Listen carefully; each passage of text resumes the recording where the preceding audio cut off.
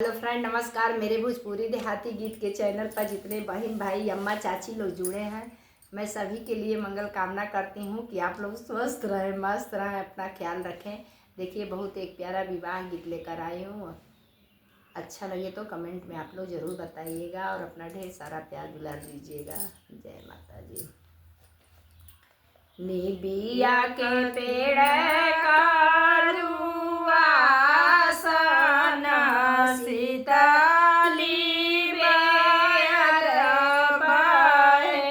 निबिया के पेड़ करुआ सन सीतली बेर बहे।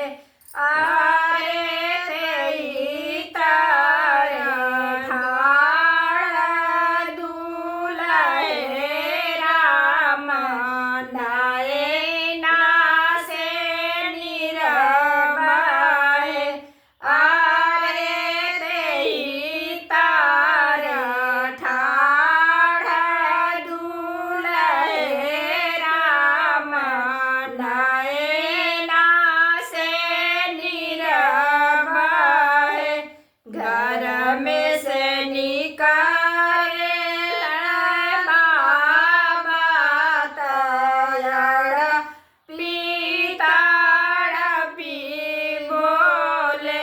घर में से निकाले बाबा तैयार पीताड़ पी बोले। बाबू काहे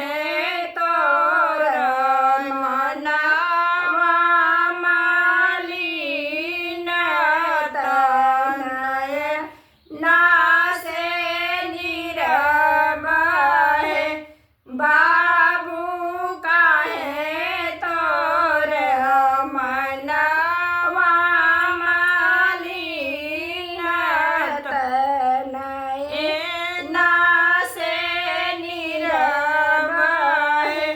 बाबा ऐसी को सबसे ससुररिया कैसे जइबो कसर। बाबा ऐसी को सबसे ससुररिया कैसे जइबो कसर।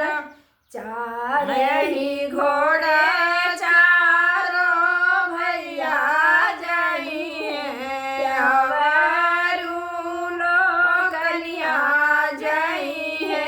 चार ही घोड़ा चारो भैया जइहे, अवरू लोकनिया जइहे। बाबू चवर डोलावत नैया जइहे, कैसे बाबू कसर। बाबू चवर डोलावत नैया जइहे, कैसे बाबू कसर। दान दहेज चारो भैया लिए, अवरू लोकनिया लिए।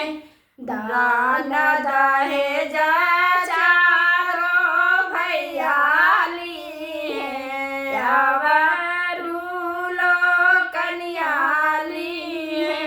बाबू तियारी धोती बहनैया लिए, कैसे बाबू कसर। बाबू पियारी धोती बहनैया लिए, कैसे बाबू कसर। बाबू तू तर बाबू ले बदुलाही निया बाबू कसर बाबू तू तो बाबू ले बदू